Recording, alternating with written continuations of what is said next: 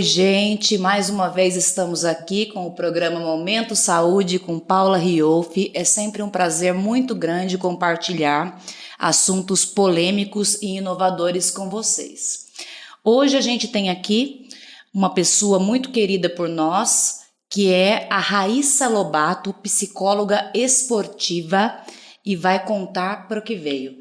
Muito obrigada de ter aceito o meu convite, Raíssa. Nossa agenda ficou meio complicada, mas hoje deu certo. Muito bom, obrigada. Né? Eu que agradeço, Paula. Para mim é um enorme prazer estar aqui no seu programa, que tem tantos profissionais bacanas que já vieram, então estou muito feliz. É só gente boa, tô bem servida, né? É só profissional bom. Raíssa, é o seguinte, a minha primeira pergunta, o que a gente até levou em pauta antes da gente começar essa entrevista. Qual é o papel dessa história de agora, o psicólogo no esporte? Bom, o psicólogo no esporte, a nossa atuação, ela não se restringe apenas à atuação dentro de equipes esportivas, né? As pessoas que já ouviram falar de psicologia do esporte sempre atrelam o psicólogo trabalhando com atleta profissional, com equipes, É o que eu achei. A maioria das pessoas que já ouviram falar, né, porque muita gente também ainda não conhece, acha que é só isso, mas não, a gente trabalha também com reabilitação esportiva, não só de atletas profissionais. De repente, por exemplo, uma pessoa que sofreu um acidente e ela precisa do esporte para se reabilitar. O praticante esportivo é uma pessoa que cabe dentro do seu trabalho. Sim, o praticante de atividade física, a gente também trabalha. A gente trabalha também dentro da educação física escolar. Então, por exemplo, é muito comum a gente ver casos de bullying dentro da educação física. Isso o tempo inteiro, cada vez tão crescente, né, Raíssa? E daí aquelas crianças que acham que não se encaixam em nenhum esporte, aquelas crianças que realmente se tornam sedentárias ou acabam tendo uma aversão ao esporte por conta dessa vivência um pouco traumática, digamos assim. E aí entra o seu trabalho. Sim, a gente pode trabalhar com isso também. A gente pode também trabalhar em projeto social que usa o esporte como uma metodologia educacional, né? Então, por exemplo, projeto social de rugby. E só que lá é para atender uma comunidade mais carente, mas o que chama atenção é o esporte que as crianças vão lá praticar. Então, na verdade, é a inclusão, né? Você vai trabalhar a inclusão dentro do esporte. Exatamente. E você acredita, Raíssa, eu acho que é uma pergunta meio chavão, você acredita que o esporte, então, é a salvação da criançada? É a salvação dessa nova geração? Sim, eu vejo de perto, assim, mudanças fantásticas ocorrendo de crianças que não tinham um apoio familiar, crianças que não tinham uma referência na vida, de repente entra num projeto social ou começa a fazer uma prática de atividade física e se encanta com aquilo. As artes marciais, que são um tipo de esporte que ensina muito disciplina, autocontrole, ensina muitas habilidades psicológicas importantes para a vida adulta, né? Entendi. E às vezes crianças que estão numa situação mais prejudicada, digamos assim, socialmente, financeiramente, elas podem encontrar ali um rumo. Eu acho esse projeto social desse nível uma coisa assim linda, inclusiva e maravilhosa. Sim. E a gente consegue constatar isso em vários artigos científicos, é estudo de ponta. O esporte, de uma maneira geral, ele afasta das coisas ruins, né? Porque não combina, por exemplo, alguém que pratica atividade física ou que é um atleta de alto rendimento ou não, utilizar qualquer tipo de substância psicotrópica, né? Não combina. Então, Exatamente. Isso já é um meio de tirar ele disso, né, Raíssa? Exatamente, porque daí se ele está envolvido com aquele esporte, com aquele projeto que ele faz parte, ele vai querer dar um resultado, digamos, no aspecto de desempenho, mas também vai querer honrar aquelas pessoas que estão ali apoiando ele, principalmente aquela criança que não tem apoio de nenhum lugar. É a junção, então, do esporte, do comprometimento com o time, com a equipe. Dele se sentir importante, dele sentir que ele faz algo bem. Então é algo assim fundamental. Eu acho que o esporte realmente ele é uma ferramenta de mudança da sociedade incrível que poucas pessoas utilizam da forma como deveria. A gente deve então fazer uma campanha, né, para que isso seja mais passado adiante, né, Raíssa? Porque a gente fala assim, em todas as nossas palestras ou dos nossos programas, todo mundo que vem aqui, se não vai pelo amor, vai pela... Então a gente acaba achando que o esporte ele é uma coisa assim necessária para sobrevivência, mas a gente acaba não lembrando que a criança tem que ser incentivada a isso, né? Sim, exatamente, porque a criança ela pode até de repente gostar de assistir futebol, gostar de acompanhar o esporte, mas às vezes se ela não tem um incentivo desse em casa, é difícil que ela vá atrás. E é importante que tenha um incentivo e tenha isso como obrigação, Raíssa. O que você aconselha? Eu não diria como obrigação, né? Muitas vezes alguns pais me perguntam, qual que é o esporte ideal para colocar meu filho, para ele se desenvolver como um bom cidadão, tal. É a preocupação de todos os pais, né? Sim. E daí eu sempre falo, olha, o ideal é você variar a experiência dele. Então, por exemplo, você percebe que ele gosta de futebol. Leva ele para ver um treino de futebol que seja da prefeitura, que seja de um projeto. Eu percebo que ele gosta, ele fala bastante de vôlei. Leva ele para experimentar, fazer uma aula experimental de vôlei. Então, assim, o filho, ele dá alguns sinais do que ele gosta. E como é que é essa cultura de esporte de menino e de menina? Como é que trabalha nisso? Eu acho que isso daí é algo que a gente tem que Esquecer. Eu acho também. Né? Porque eu acho muito... isso segrega demais. Eu acho uma cultura um pouco machista também. Então... Preconceituosa, né? Extremamente preconceituosa. Então, os pais têm que deixar o filho escolher e ter a liberdade. Não fazer algo, porque eu acho que meu pai vai gostar mais que eu pratique tênis do que pratique futsal, por exemplo. Entendi. A gente vai voltar já falando dessa questão dos pais, a influência dos pais na escolha e no rendimento do esporte dos filhos. Só já. Voltamos aqui então com a nossa convidada de hoje, Raíssa Lobato, psicóloga do esporte, e a gente deixou um gancho para esse bloco, onde a gente estava falando sobre o papel dos pais na escolha do esporte dos filhos. O papel, vou deixar só já mais um adendo, o papel dos pais nessa questão de, existe, Raíssa, eu, por exemplo, resolvi colocar minha filha no basquete, porque a vida inteira eu quis ser jogadora de basquete e não deu certo, não deu pra mim, passou meu tempo e eu tô tentando colocar na minha filha esse sonho. Isso funciona? Não funciona, Não né? funciona. Pelo contrário, isso daí acaba com o psicológico do filho, né? Por quê?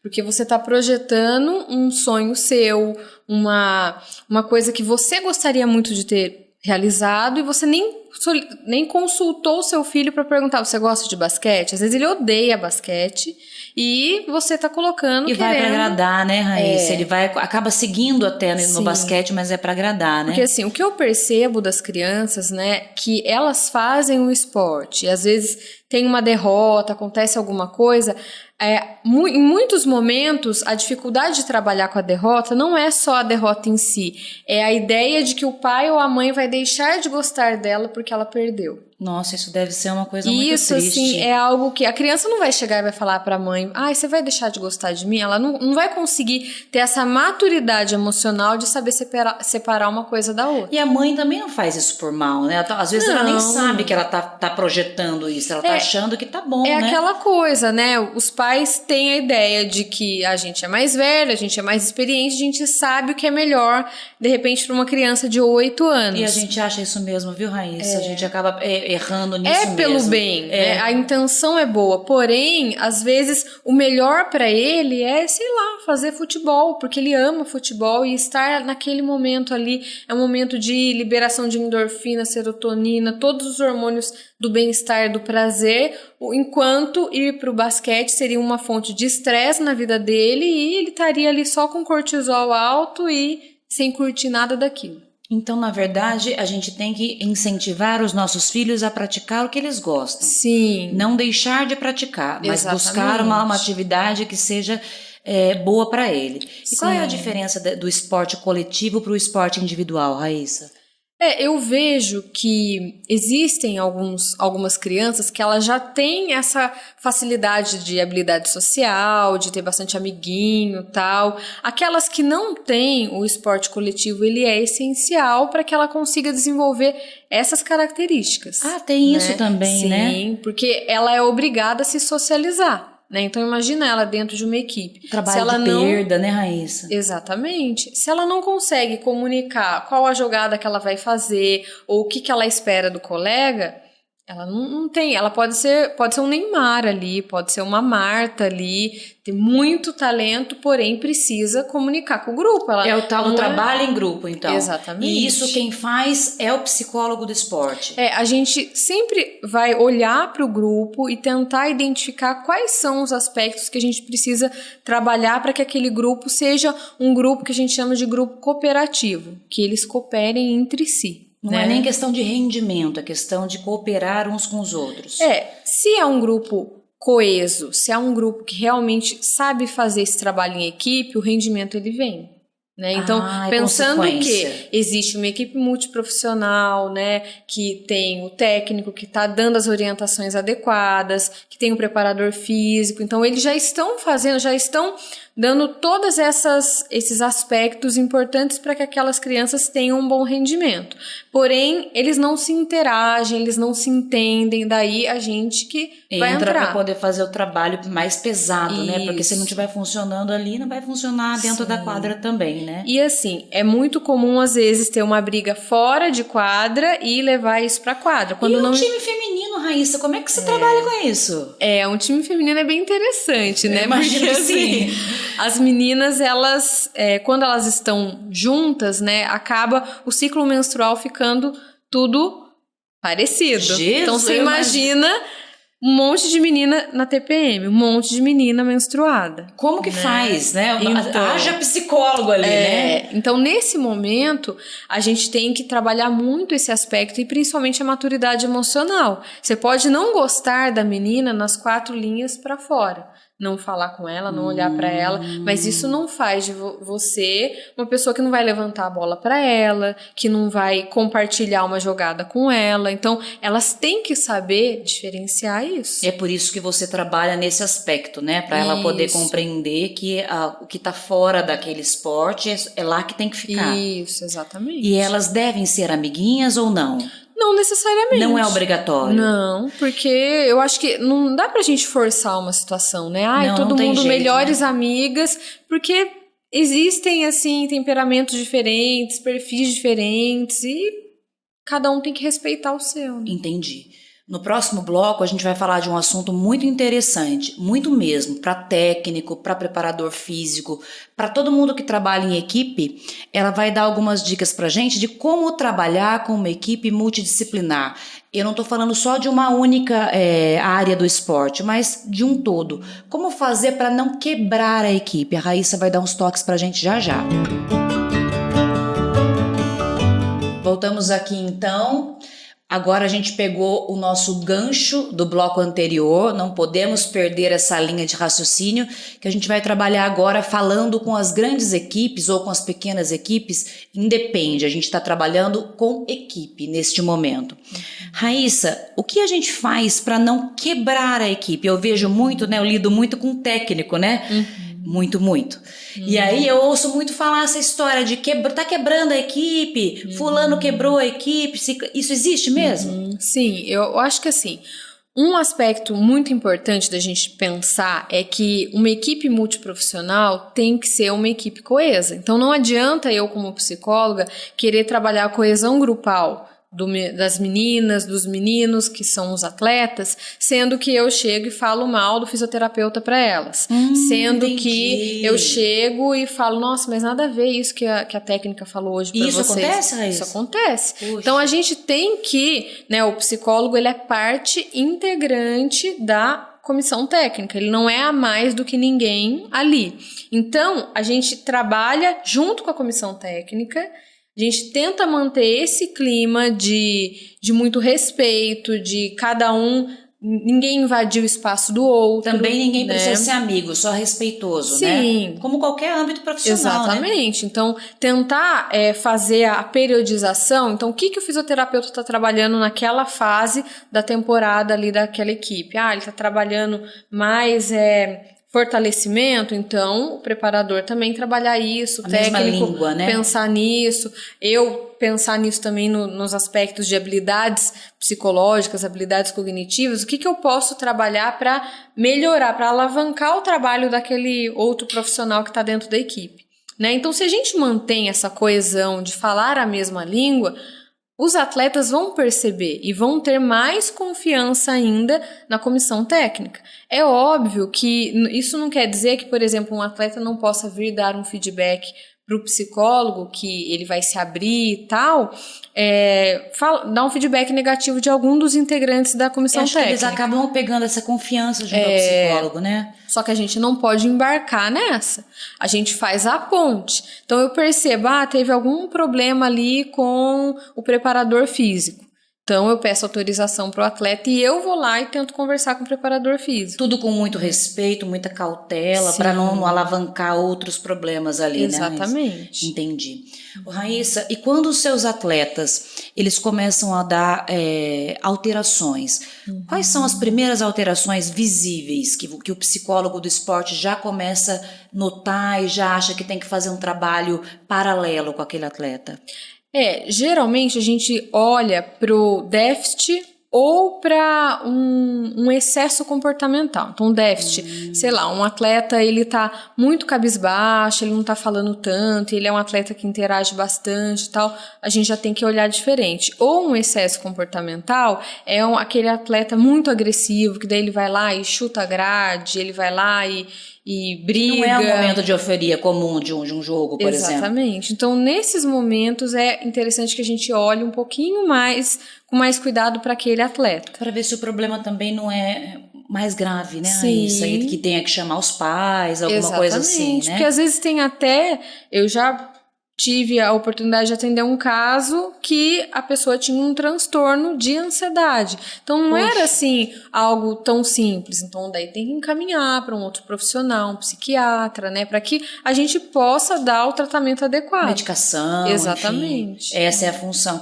Então, na verdade, todas as equipes, todo profissional, assim, que quer formar uma equipe que vá prosperar, deveria ter um psicólogo, né? Sim. Eu acho que é em todo lugar, né, Raíssa? Não é só ali, né? Sim. Eu, por exemplo, se eu resolver... Eu não faço atividade física. Se eu resolver fazer uma atividade hoje, eu preciso de um estímulo para isso. Eu posso também trabalhar com alguém como você que faça esse trabalho. Exatamente. Por quê? Imagina que, sei lá, você foi no médico dele e fala, olha, seus exames aqui deram alterados. Você precisa fazer, senão daqui a um tempo você vai estar, sei lá, com diabetes, por exemplo. Né? Daí você já fica meio assustado, mas você fala, poxa, mas eu não gosto de esporte, eu tenho horror de pensar em ir para academia ou para qualquer coisa assim. A gente precisa de uma mudança de comportamento. E é exatamente isso que o psicólogo faz. E, no caso, é uma mudança de comportamento relacionado ao aspecto esportivo. E daí é que a gente entra. Nos traumas também, Raíssa, por exemplo, a pessoa ela deveria fazer natação ou hidroginástica, no caso das senhoras, ela só pode, é aconselhável para ela só fazer aquele esporte, só que ela tem medo, ela tem algum bloqueio, isso também funciona com você? Sim, com certeza, porque antes de tudo a gente faz um trabalho que se chama dessensibilização, né? Imagina que uma pessoa que tem medo ou fobia, ela é sensibilizada a algo, ela é sensível a algo. Então ela olha uma piscina, ela já fica nervosa, com medo, criança, tudo. E a gente vai dessensibilizar. A gente vai fazer com que aquilo se torne para ela algo ok. Que ela não tenha medo. Só que isso é um processo. Lógico, não é de um dia para o outro, Exatamente. Né? Por isso que tem que ter o profissional. Eu sempre falo isso em todos os meus programas. Todo lugar tem que ter um profissional que trabalhe especificamente com aquela função. Não adianta querer ficar contratando, né, os achismos por aí, as internets por aí, porque não funciona. Exatamente. Gente, no próximo bloco a Raíssa vai falar direto com os atletas e com os pais e dar a dica dela que, olha, hoje foi maravilhoso. Eu espero que a gente consiga atrelar nossas agendas de novo para poder fazer mais programa para vocês. A gente volta já. Voltamos aqui no nosso último bloco. Que pena, que pena. Olha, eu fiquei assim, tem muita coisa que eu gostaria de perguntar, tem muita coisa que a gente gostaria de saber, principalmente quem trabalha na área da saúde e não está diretamente envolvido com o esporte, como sou eu no caso, mas que eu sou curiosa, né? E a Raíssa agora, esse bloco na verdade é para ela falar com os atletas, com os pais dos atletas, com os técnicos, ela quer dar aquela dica de profissional renomado que ela é. Vamos lá, Raíssa. Então, uma coisa que eu acho muito importante é que a pessoa que está se percebendo, de repente, com alguma dificuldade no esporte, que não está tendo o rendimento que tinha antes, enfim, com algum conflito, seja atleta ou técnico que está percebendo isso dentro da equipe, é importante que busque a ajuda de um psicólogo do esporte, né? As pessoas às vezes têm muito preconceito com relação a isso. Como assim? Eu vou no psicólogo? Eu não sou louca, eu não preciso dessas coisas, tal. Só que eu sempre falo para os atletas para eles pensarem que o psicólogo vai ajudar eles a ser uma pessoa melhor ainda para eles mesmos e, óbvio, que também para as pessoas que estão à volta dele, para a equipe dele, para a família dele, né? Então, pensar que se você tem uma dor no joelho, você não vai pensar 2 vezes para ir atrás de um ortopedista. Porque para que ficar sentindo dor no joelho enquanto você está treinando, né? Então, se você está percebendo que está desanimado, está com as emoções ali que estão, de certa forma, descontroladas, você não está conseguindo enxergar da mesma forma como você enxergava o seu esporte, eu acho que é a hora de você ir e se conhecer ainda mais, né? Então, o processo de psicologia esportiva também envolve autoconhecimento. Então, um atleta que está indo em busca de se conhecer mais, de entender mais a respeito dele e do esporte que ele pratica, ele está querendo melhorar. Então, isso é algo que ele deveria enxergar de uma forma muito honrosa, né? Ele dando aquele tempo para ele mesmo. Eu achei assim sensacional todas essas dicas. Raíssa, quem quiser procurar você, eu sei que tem que fazer uma oração e tudo isso, mas se depois da oração a gente for atendido, como que a gente consegue falar com você? Então, pode me procurar pelo Instagram, né? É Raíssa Psicoesportiva, Raíssa com um S. Pelo Facebook, Raíssa Lobato Psicologia Esportiva. E também pelo WhatsApp do meu consultório, que é 99179-1606. Então, e você atende as pessoas individuais, você atende equipe, você faz um trabalho com toda essa área? Isso, eu atendo tanto um atleta que é de esporte coletivo e ele quer só ele mesmo buscar ajuda, quanto também um técnico que está percebendo que a sua equipe está precisando de um profissional da psicologia do esporte, também pode entrar em contato. Tá ótimo. Raíssa, eu queria agradecer você de todo o meu coração. Estou muito, muito feliz que você esteja aqui. A gente está planejando aqui para as próximas horas que a gente tiver uma folguinha, a gente vai tentar fazer umas palestras juntas, trabalhar com a terceira idade, com a melhor idade, com os atletas de rendimento. A gente vai falando para vocês. Muito obrigada, querida. Vida próspera. Eu que agradeço. Para mim foi um prazer. Passou tão rápido, Passou muito rápido, mas você vai voltar. Volto, um com beijo, certeza. gente. Tchau, tchau.